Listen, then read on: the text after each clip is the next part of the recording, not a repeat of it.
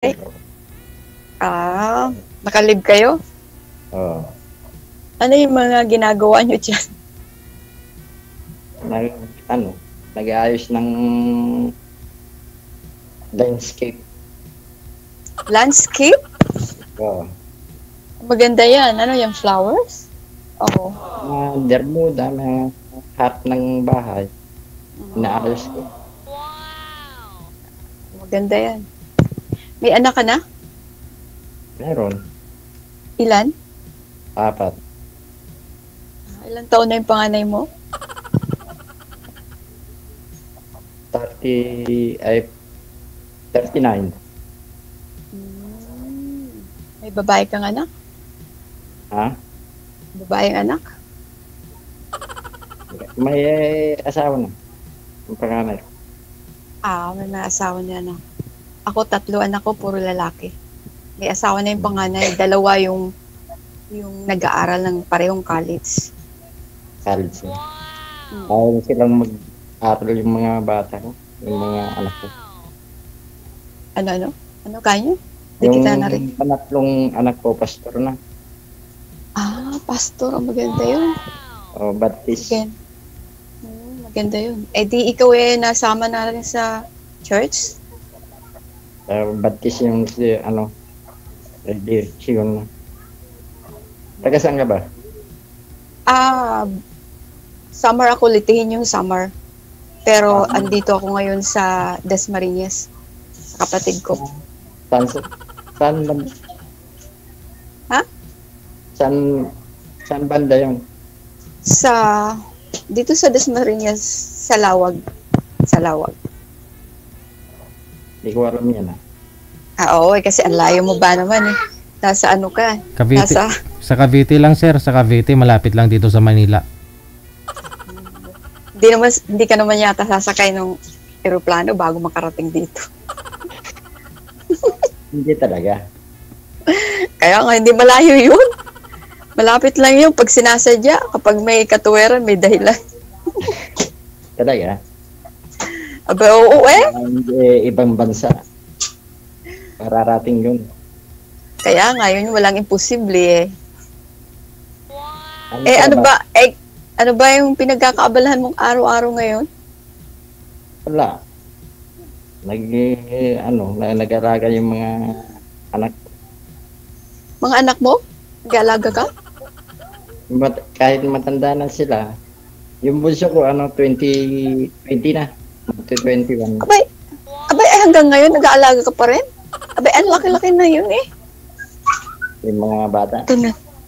Ha? Hindi matino yung iniisip eh. Hindi pa matino yung isip. Parang bata. Ang magulang kasi, excuse me. Late po siya, sir. Late. Pumunta Hong Kong. Tapos nagbiwalay na kami. 20 years na wala na. Ay, saan ba? Yung...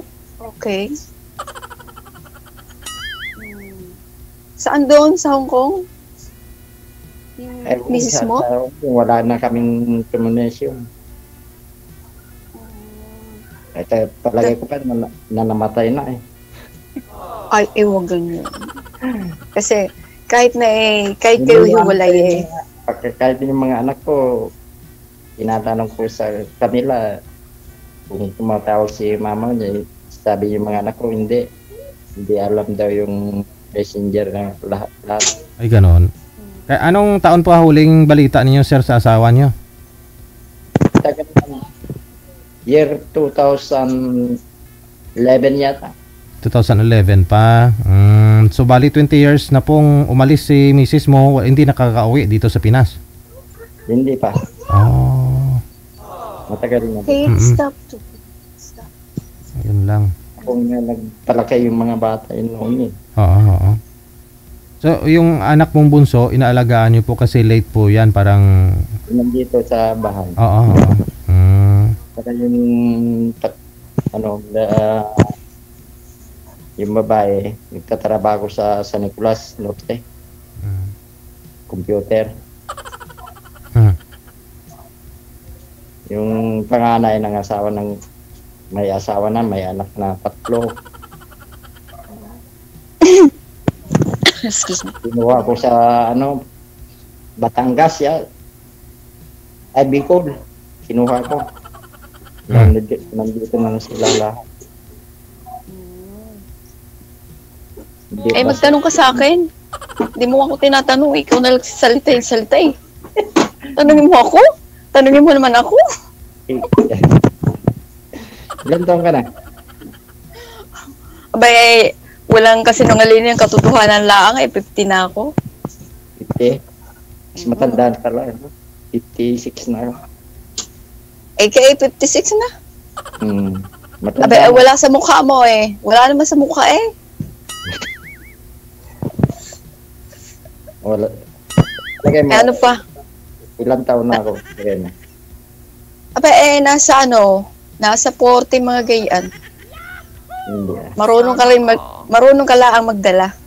Kasi lalaki ka eh. Carry mo yan. Pinarabahan ko yung problema ko kaya hindi ko iniisip yung mga problema ko. Oo, tama yun. Tama yun. Ma'am, Ano pa? wag niyo po igalaw yung headset niyo, ma'am. Wag niyo po igalaw, ma'am. Masakit po sa tainga naming mga nakikinig. Sorry. Sorry po, DJ. Ilan anak mo? Eh, 3 lalaki. 3 lalaki. Panganay ko may asawa na, yung 2 ngayon nga eh. Nag-aaral pa sila parehong college. Mabuti kung mag-aaral sila. Ako'y 10 years nang hiwalay. Pero first time ko lang tong ganitong maghanap ng ganito. Sumali. Matagal ko na itong pinapangarap hanggang panood lang ako kay DJ. Sinubukan kong sumali din eh. Kaya ito.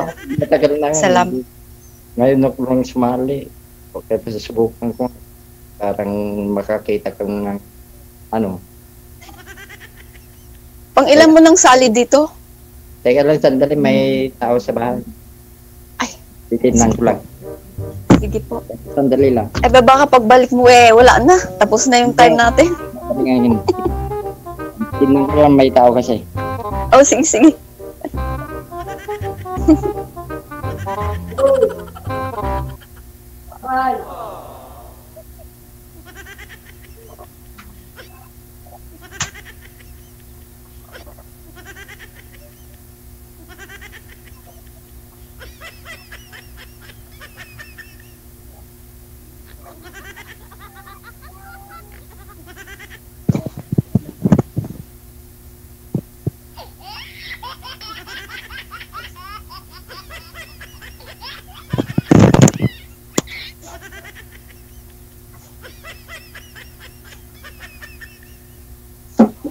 Sayaw ka muna, ma'am.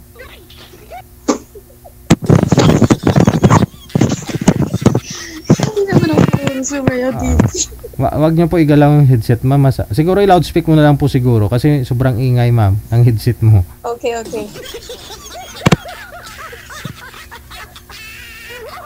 Kanta, ma'am. Magkumanta na lang po kayo. Naririnig ba kita? Oh, Okay. Kanta na lang po kayo, ma'am. Baka kantahin ko din eh. Yung paborito mo syempre. Hindi naman po pwede kakanta ka ng hindi mo gustong kantahin.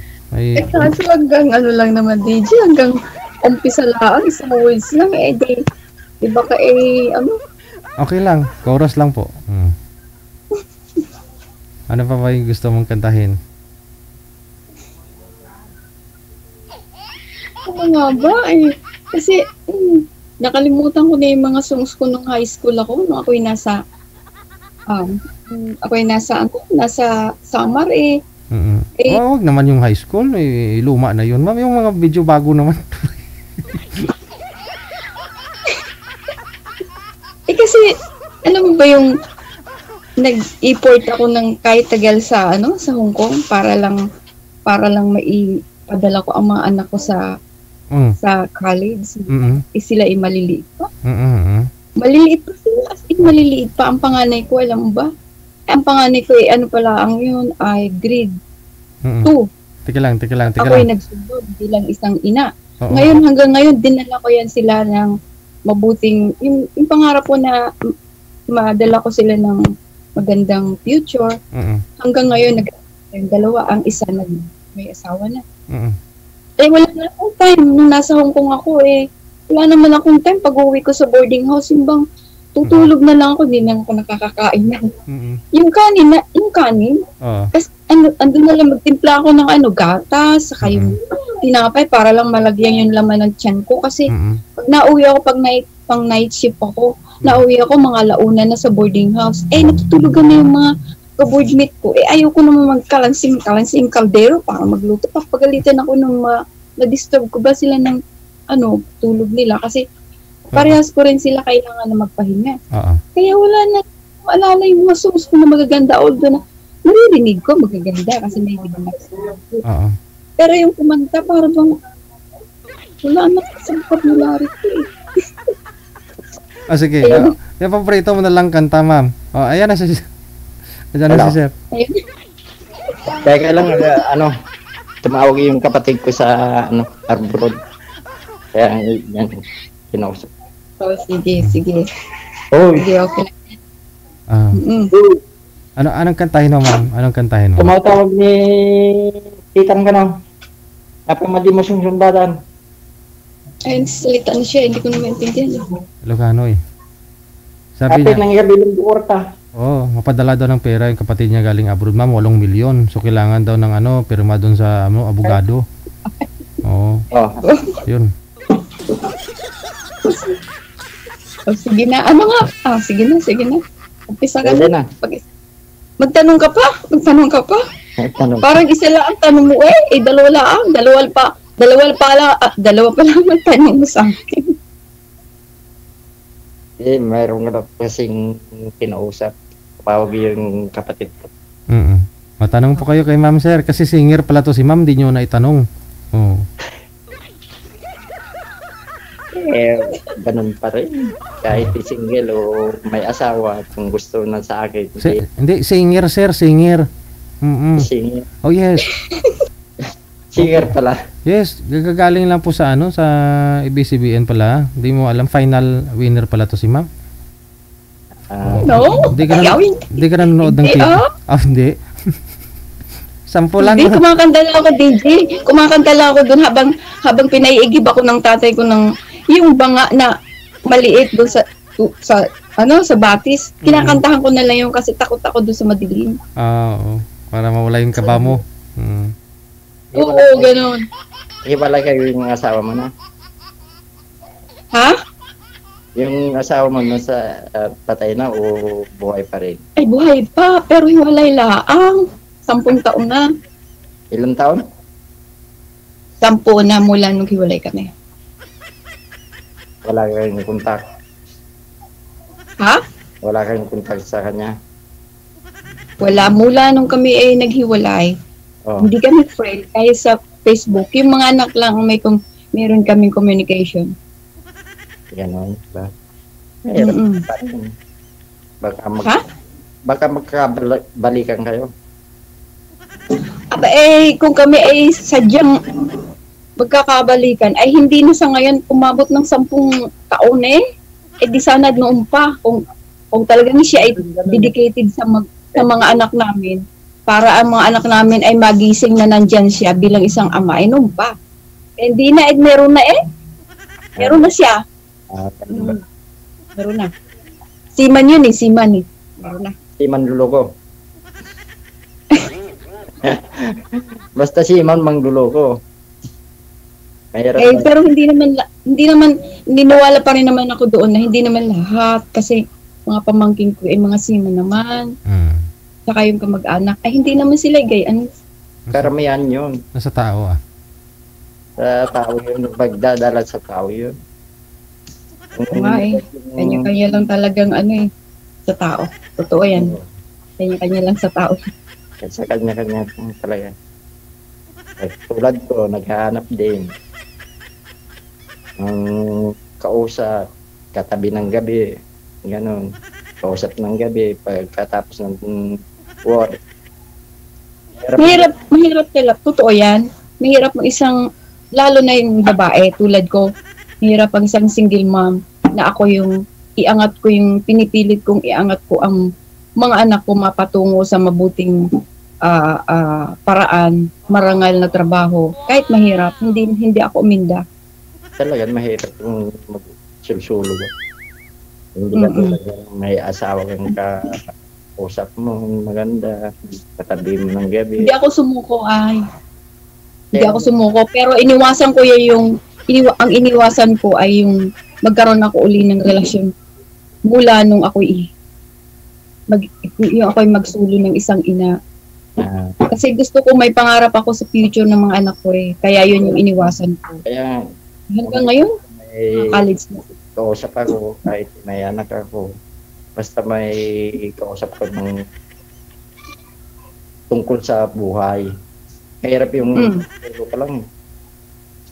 Diba? Totoo yan. Mahirap talaga. Hindi biro yun. Kung ako'y isang ina na ako'y inisip ko lang yung sarili kong gusto, baka kung kanino ako napuntang mga relasyon, pero hindi ko yan inisip kasi. Inisip ko kung ano yung future na magiging future ng mga anak ko. Yun. So ito po yun, sir, no? Anak po ninyong panganay, sabi niyo po, pastor kanina. Pagdating sa usaping pag-ibig, na konsulta niyo po ba yung anak niyo? Anong opinion niya? Pumayag po siya na mag-aasawa ka? O sasali ka po dito sa programa natin? Ano po? Pumayag sila. Pumayag, sasali ka dito? Public, naghanap, okay. No, pumayag sila. Noon, may kinakausap ko noon. So, kaso lang, hindi kami nagkatuluyan. Kasi importante yung trabaho saka yung babae. Gusto naman yung babae, laging kaming pasyal doon, pasyal dyan. Ayaw ko mang ganun. Paano na yung trabaho ko?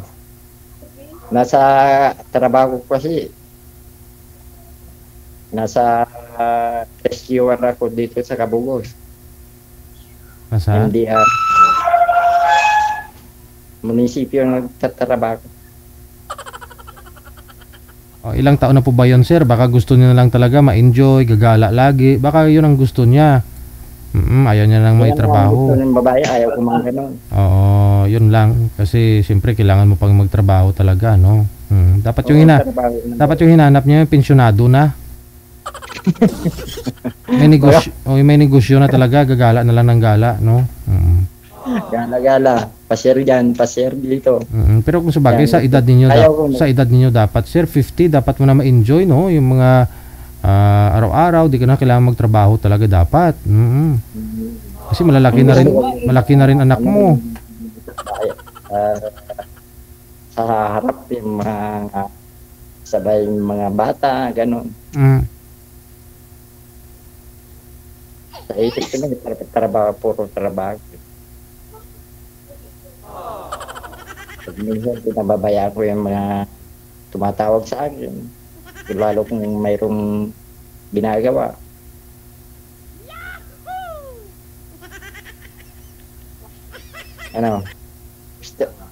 Saka na lang nung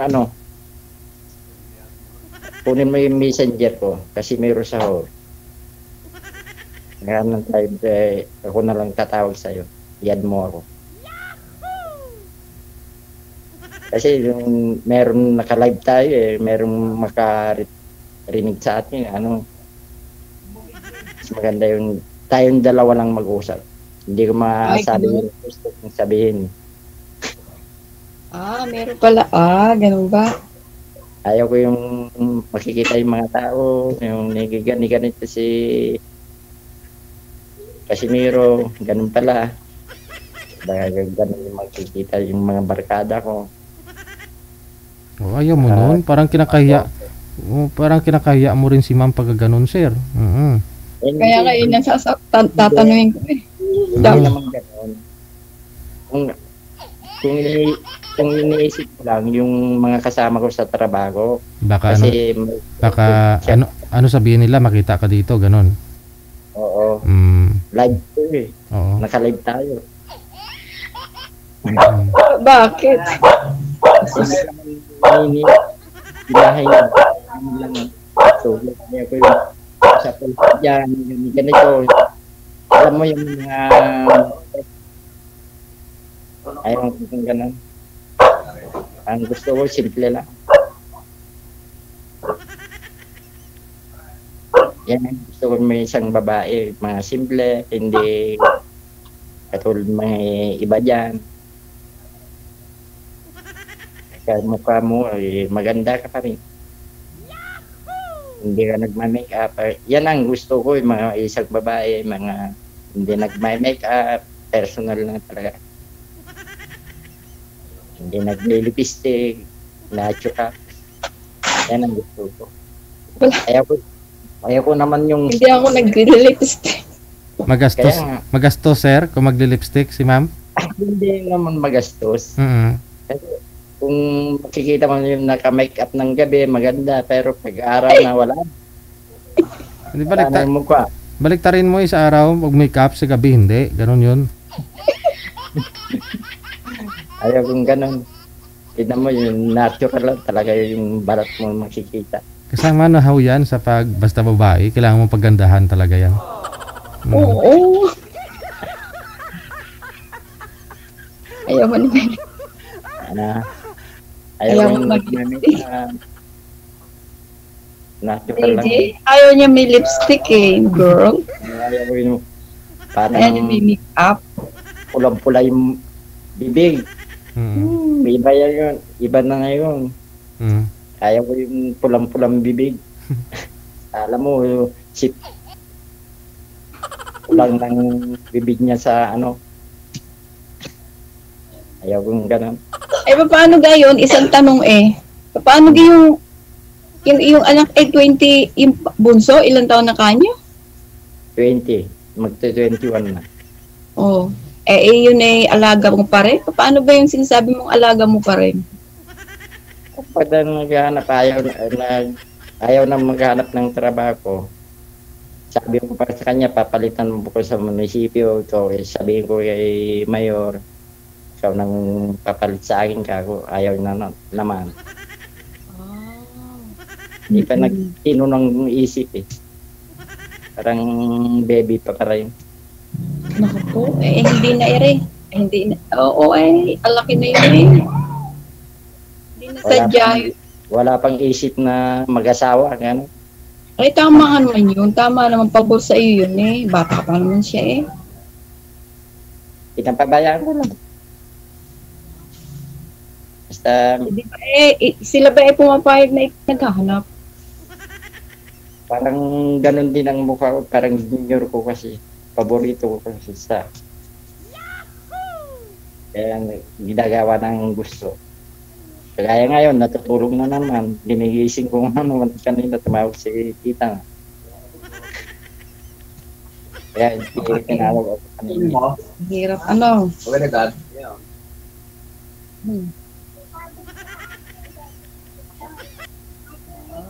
Ganun na lang. Ha? Ganun, ano? Saka, kuha na lang. Tawag tayo. Baka tumawag yun si kapatid ko, magagalit na naman yun. Sino yung magagalit? Kapatid niya daw, ma'am. Patawag daw ulit. Kasi magulog kasi ng 8 milyon yun, ma'am, sa kanya mamaya. Iyak mo ako, tayo lang dalawang mag-usap. Sige. Tatawag ka na. Oo, ako na nagtatawag sa'yo. Basta, add mo na lang. Talaga, ayaw mo dito, ha? Para at least legit talaga to dito, Pero man sabihin niya, ayaw kita, gusto kita. Pero, ayaw ko yung, alam mo na, mga marites ayaw kong ganun. Sige. Yan lang po. Gusto ni sir, private. Dalawa na lang kayo. Ganon. Kasi baka makita nga po ng mga kasama niya. Ako gusto ko yung may ebidensya Legit ito dito Ebidensya. Legit dito. Kaya, walang katatakutan. Kung yun ay dalawa lang at walang tawag dito. Ebidensya. Wala tayong ayan yun na po, no? Kasi baka tatawag po yung kapatid ni sir mamaya. Importante po yun kasi may code po yun na ipapasa sa kanya para makuha yung 8 milyon. Ganon. So ipagpatuloy na lang po ninyo ang pag-uusap ninyo off cam, ma'am. Thank you, thank you. Okay, thank Okay. you. Thank you, Digidel. Thank you. Wanted. Okay.